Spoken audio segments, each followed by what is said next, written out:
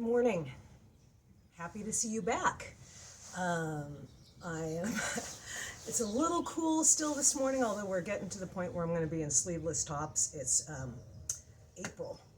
And so in Los Angeles, what that means, since LA was originally a desert, that means that it can be 55, 60 degrees in the morning and then 85 by 11 o'clock. So who knows what's going to happen. I got my ratty old warm coat on. I got my handmade pot top on, putting on my apron, and we're going to get down to pots and thoughts here in a second. While we're doing it, we'll do what we always do at this hour of the day and take a breath. So, breathe in, 4 counts, hold, breathe out. In through the nose, out through the mouth, and it gets rid of your stress and your tension. It centers you back in your body. So,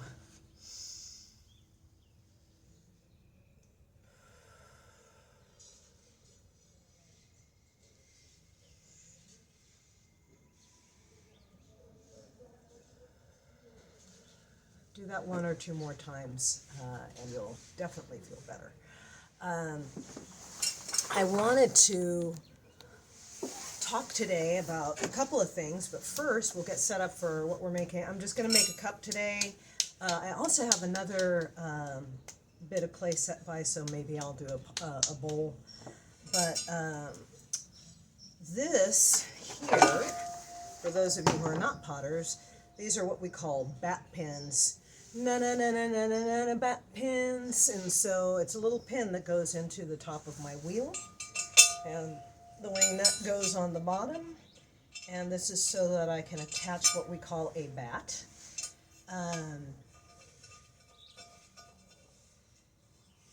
Which helps us to remove things from the wheel head without them warping, because of course they're wet and floppy and all of that stuff, and the last thing you want to do is, when you make something, distort it when you're taking off the wheel, or have it just flop over, because like bowls, for instance, you can't just pick them up like that. Well, you can, some people can, but a lot of the time you can't do that without having issues. So here's it's a dual bat system, actually. You've got the big one and the smaller one. So I'm going to work with the smaller one for right now. And it fits right on over that. I'm going to grab myself one of my handy dandy little bats, which is just a little square like that. Get that put on, put part of my splash pan back in, and turn this little sucker on. I'm also going to raise my seat because I'm too low. That's better. Okay, get my fluffy butt situated here. Oh, I'll tell you guys, you don't do menopause, you just can't lose the weight. Of course, there's cookies too, so that doesn't help. Cookies exist, therefore I'm fat. Anyhow, so what I wanted to talk to you about today is a little heavier topic. So if you're not up for that, that's cool. Maybe you'll save it for later. Maybe this will help you to work some stuff out in your head. And I want to start this out by saying that I am not an expert in psychology, psychiatry, counseling, any of that stuff. I am a simple potter. Mostly I make cups and bowls and plates and teapots and stuff like that, some canisters, that kind of thing. I'm just a simple potter. I'm not an expert on any of this stuff. So what you're hearing is my opinion. I invite you to research on your own, so that you have a better idea about things. I'm going to turn on my light here because I don't feel like I've got enough light. There we go. That's a little better. Do your own research. I would advise that if narcissism, which is what I'm going to talk about today, narcissism and narcissistic personality disorder, I would advise you to do a Google search and then find yourself some legitimate psychiatrists, papers, not necessarily scientific papers because, wow, Snoresville, but at least find some websites that are dedicated to psychology. I found out about some of this stuff through the Psychology Today website. And there are a couple of people here on YouTube that are doctors, PhDs, that kind of thing, people who specialize in narcissistic abuse and talking about how to recover from that. So I really highly advise you to do that.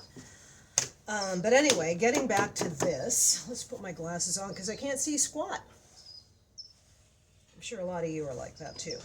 So when I'm talking about narcissism and narcissistic personality disorder, one of the things that I discovered through my reading was that it is one of the few, when it's a full-blown personality disorder, it's one of the few personality disorders that is considered effectively incurable.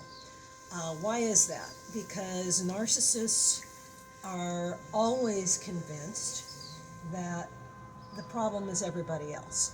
By the way, just as an aside, it's going to be a noisy day. Today is the day the neighbor has the gardeners coming. I've still got folks on the roof. I'll have them on the roof for one more day. So there's going to be some banging and stuff. And of course, I live near an airport. I'm going to do the best I can. And I'll start shouting if I have to. Anyhow, so getting back to narcissism and narcissistic personality disorder.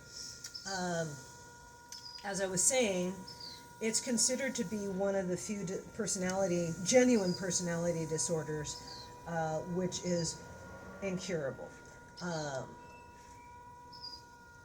There are some people who do get cured, but like, you know, as with everything else, the issue becomes, you know, the old psychology thing, you know, how many people does it take, how many light bulbs does it take to change a light bulb, or whatever the heck that stupid joke is, and it's like one, but it really has to want to change, right?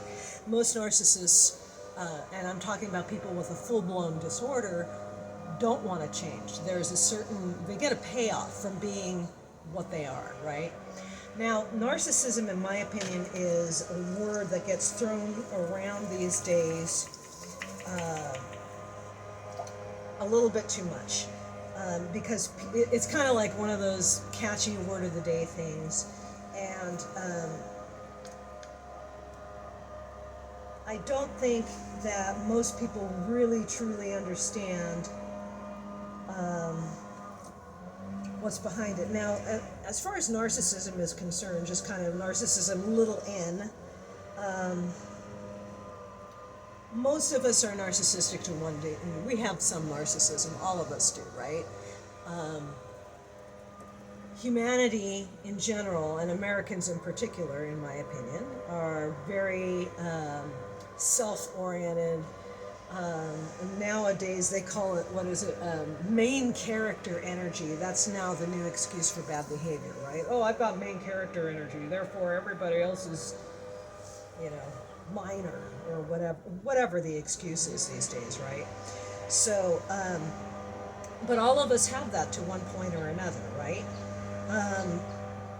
And a little narcissism, you know, is normal, right? But when you get onto a personality disorder, that's a whole different ball of wax.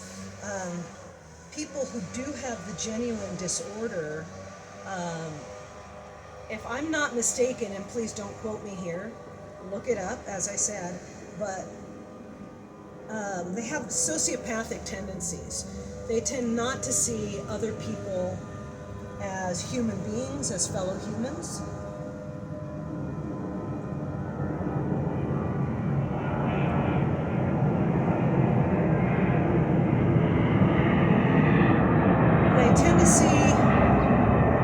Waiting for the plane. They tend to see people as things. And as Terry Pratchett, and I will very loosely paraphrase what Terry Pratchett said about that. He said, evil begins when you start treating other people as things, as objects, right? So that's generally the narcissist's thing. They are extremely transactional. As long as you can do something for them, they'll be your best buddy.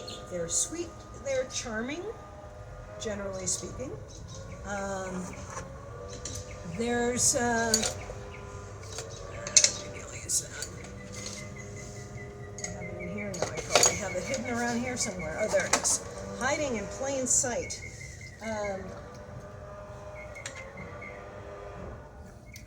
You know, narcissists, well, they're an interesting bunch of folks, let me tell you.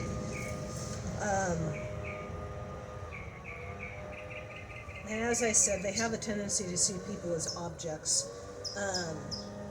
What I will say is this, I'm going to kind of divert, because I mean, narcissists and narcissistic personality disorder is a big topic. Notice, by the way, I don't pour this in the middle. There's no point in doing that, and it weakens your bottom.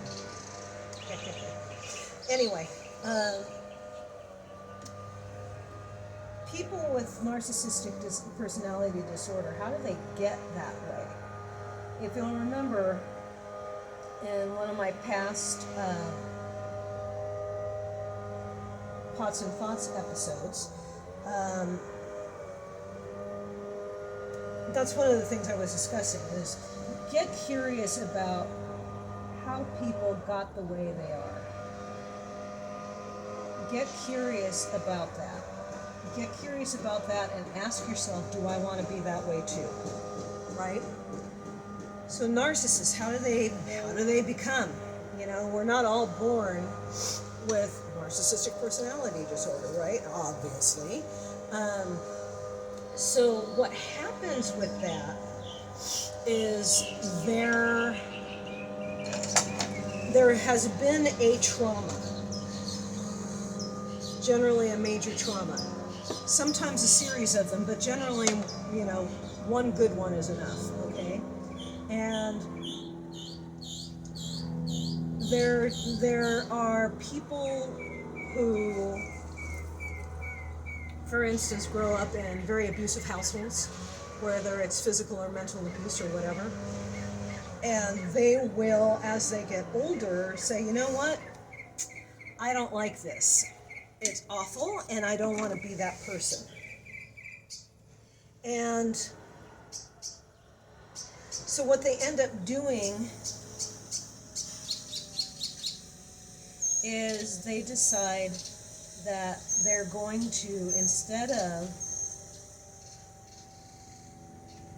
being like their abuser, they've decided that they're going to be kind. It's often a conscious decision. There's often a moment where it's like, I am not going to be that person. And that's generally fairly normal and healthy if it coming from that place.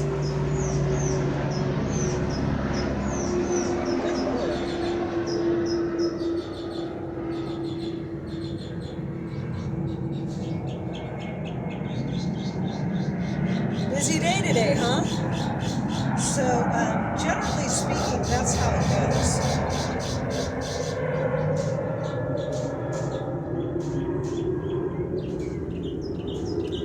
And then there's the other ones that instead of saying, all right, this is really horrible, I am not going to be this person, I'm not going to hurt other people in the way that this particular individual or individuals have hurt me, okay?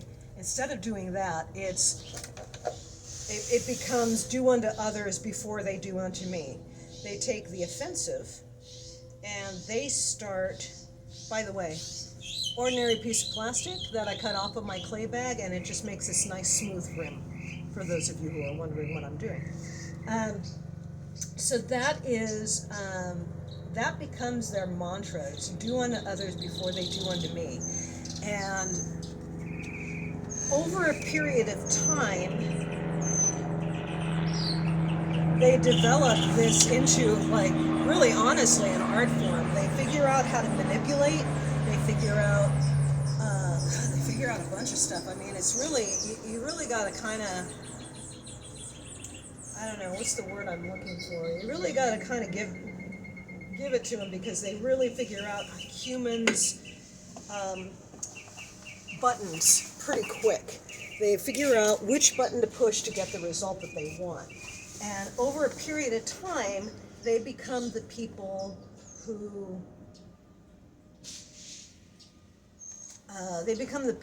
who seek out the best and the brightest in their world, and they just decide that what they're going to do is they're going to collect this individual, this bright and happy person, and they're going to suck every single bit of joy out of their lives that they can. Often, what will happen with a narcissist is before they do what is called the discard, before they discard you, because what they'll do is they'll suck you dry, and then when you have nothing left to give them, they're on to their next person. But they'll almost never just break up with you or leave you. They will have their next person lined up. It's called having a constant narcissistic supply. Okay, supply being they love the drama. They love messing with people. But they always have to have their narcissistic supply, so they are almost always cheat. They're always a cheat. They're always convinced that they're the smartest person in the room. Always. There's a lot of stuff. I mean, I could just go on and on and on. And as I said, if you're interested in this at all, then I really highly advise you to go start with Psychology Today and do a search for narcissistic personality disorder, and then do a search for narcissistic abuse. Now, in my particular case, I have endured a lot of narcissistic abuse, and of course I didn't realize it. And that's kind of how they do it at the beginning, you know. It's like that, you know, that how to boil the frog. You put it in cold water, and then you start upping the heat, right? And then the frog doesn't jump out of the pot. It'll just sit there until it's completely cooked. Well, that's how narcissistic abuse starts. It never starts at your highest DEFCON level, okay? It's not even on the DEFCON scale. It's little stuff. It starts little. It starts with very logically excusable things. Oh, he just had a hard day. Just, you know, give him a chance to get himself together and everything, he'll be fine again. But what's really happening is they are figuring out how much you're going to put up with, how much you're going to let them get away with. Now, if somebody grew up with a narcissist, then generally speaking, this is their normal. And that's where obviously it becomes problematic, because that person is already, unfortunately, has been hardwired, usually by family dynamics. They're hardwired to be in a narcissist's sights. And the narcissist doesn't usually ping as somebody who's dangerous or doesn't have their best interest at heart. Okay, these people who get sucked into that over and over again, of whom I am one and have been one, generally are tremendously codependent people. I know, from my situation growing up was, literally nothing I did was ever good enough. There was a back and forth that was going on of you're wonderful, and then you're terrible. You're wonderful, you're terrible. And in this way, there's a literal physiological, chemical bond. They call it trauma bonding, which is very similar to, oh goodness, what's that syndrome? You guys know that syndrome, where you start relating to your captor and you fall in love with your captor. Stockholm syndrome, that's what it is. So it's a similar, it's a very similar dynamic. And it's sort of interesting to me, and was sort of shocking to me to discover when I was doing my reading that, yeah, terrorists do this all the time. It's like, okay, well, that sort of makes sense, because a narcissist is an undercover terrorist. They really are. So anyway, there's a bunch of stuff that goes into that. But if you have had an individual in your life who just, at the end of the day, you end up feeling just drained and crappy, it's possible that they may be a narcissist. Might not be, we don't know, but what I urge you to do is to observe this in your daily life. And as I discuss, I talk about macrocosm and microcosm.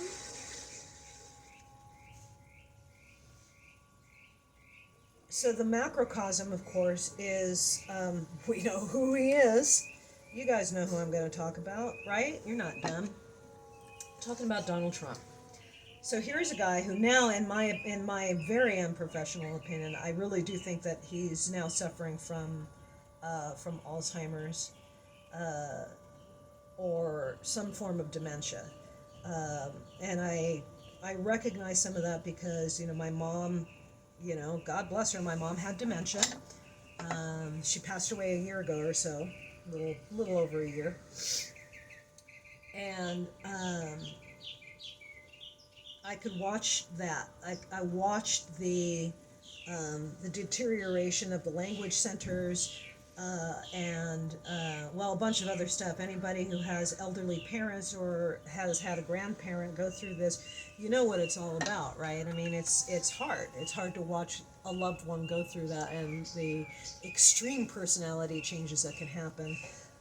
You're effectively dealing with somebody who may be physically dangerous to you, and whose personality is very different from the person that you grew up with, and all of that. But anyway, getting back to the point, Donald Trump, man, always been a narcissist, always viewed people as things, always viewed everything transactionally. He put in a judge and has put in a bunch of judges into place with the idea that he was going to need him someday. And once people are no longer useful to him, he does the discard, right? I mean, we've seen him over and over and over and over and over again. We've seen him talk about how this person or that person is the best person ever. They're the very best, they're great, they're this, they're that. And then if they mess up, or even worse, if they see through him and they discover whatever it is that he's up to, and they expose him for who he is, holy cow, does he kick those folks to the curb as fast as he possibly can. And suddenly they're the enemy. I mean, with a capital E.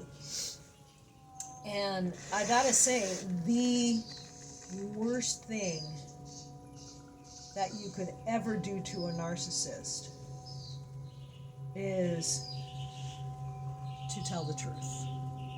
To tell the truth about them, to bring receipts, and the whole thing. Now, I tell you, as somebody who was on the opposite, on the receiving end of that, the hardest thing with that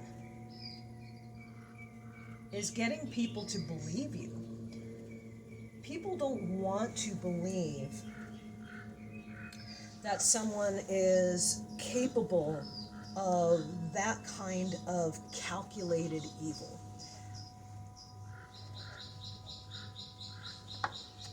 What narcissists do before they do the discard is they will do the character assassination. That is really important to them. So they'll start spreading rumors that you're crazy.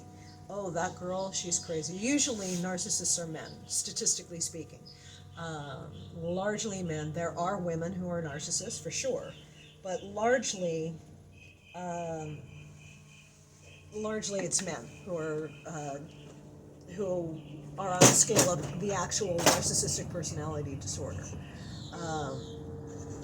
Some people have posited that is a cultural thing, that the male superiority dialogue that has and continues to go on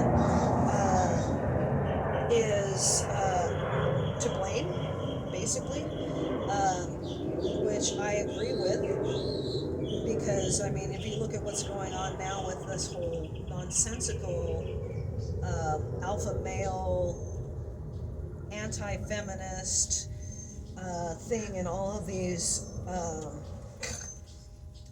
over 40 divorced men getting a bunch of 20-somethings into a room and berating them for, existing, which, by the way, hello, narcissist. By that, I can totally believe that, statistically speaking, that's what's going on and what has gone on. Anyway, back to narcissism.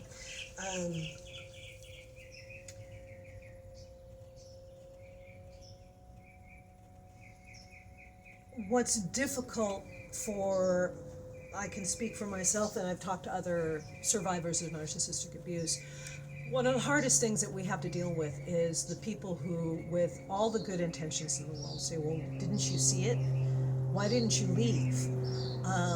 And they don't understand, and they blame you for being in that relationship and all that, as if you're not blaming yourself enough. As if part of the damage that the narcissist does is to strip you of all of your confidence and all of your belief in your own judgment and all of your sense of self. Many victims of narcissistic abuse end up ending their lives because the damage is just so great. And the damage often will result in complex post-traumatic stress disorder, which complex PTSD happens over a period of time. It's not one specific event, it's a series of events, or like a block of time, as you living in the house with your parent who has NPD, you living with a spouse or a boyfriend or a girlfriend, or however that dynamic works. You living with a narcissist for a long period of time, and it's a long breakdown of your personality and of your sense of self. So I would urge people who, when somebody goes through a breakup and they start talking about crazy stuff that's happened, that you listen carefully. As I mentioned before, I started to mention that, before the narcissist leaves, they always do that character assassination before they do that, because it's important to them to completely destroy your credibility, so that nobody believes you when you tell them about the horrible stuff they did. They can't keep operating in the same circles if you do that. They cannot continue to and move on and have their fun with other people if they know. And it's so funny because, and I've done this, I've been on this end myself, obviously. The other person that they left is the crazy one, and boy, she was awful. She did X, Y, Z, blah, blah, blah, blah, blah, blah, blah. And, later on you're like, oh, holy crap, this shit, they weren't crazy. So anyhow, in talking about this, I just want to urge people that, to do their own research on narcissistic personality disorder. It won't take long, I'll tell you that much, because most of these sites, these websites and all of that, many of them have the same information. As I said, Psychology Today is probably the most layman-friendly one. They're not using a whole bunch of terminology that you probably won't understand. But I really encourage people to get a handle on this. The reason that I decided today to use this as my topic is because it is out there. It is out there. It is affecting our country in a very bad way with, Trump and all of his indictments, all of the cases that he's doing. I mean, I don't say this because I'm liberal. I say this because he's a very dangerous individual. And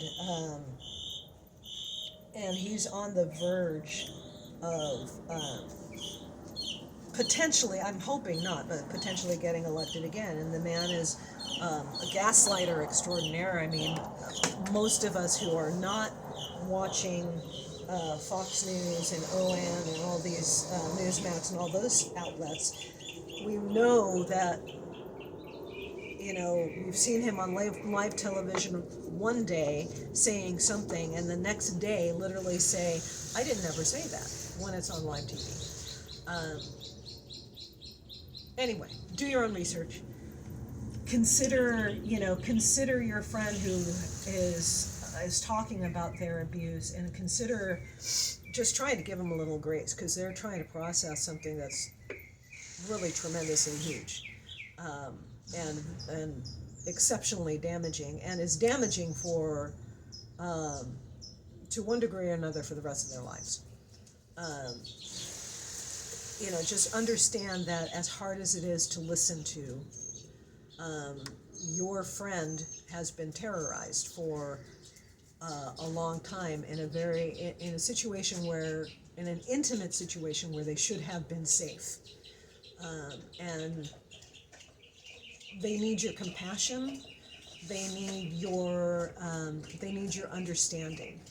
And above all, they need for you not to condemn them for having stayed in that relationship. The person who needs to be ostracized or punished or condemned is the person who did the abuse, not the person who was on the receiving end of it. So, lecture done. Bowl done.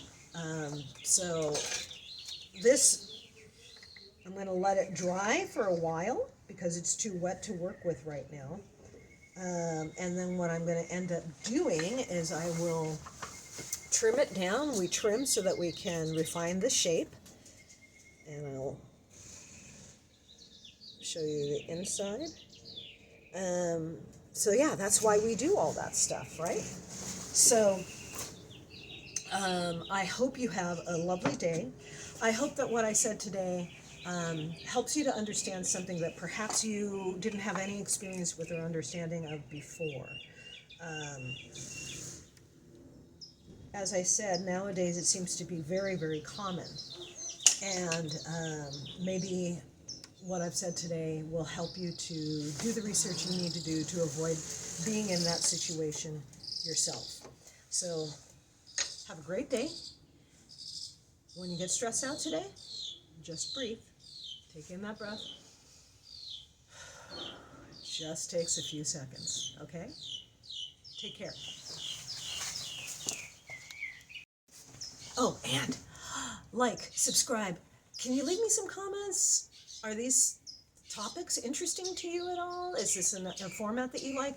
Please leave me some feedback. I'd like to improve what I'm doing or stop it entirely if that's what I gotta do. So anyway, like, subscribe, follow me on Instagram at Shellhawks Creations. Patreon, same thing. Become a patron, get some good deals and stuff. Get on my mailing list. Please message me with your email. Do it privately. You don't want your email just out on the internet willy-nilly. And go to my Etsy shop, etsy.com/shop, etsy.com/shop/Shellhawks Creations, and go and buy a thing from me. All right. Bye again.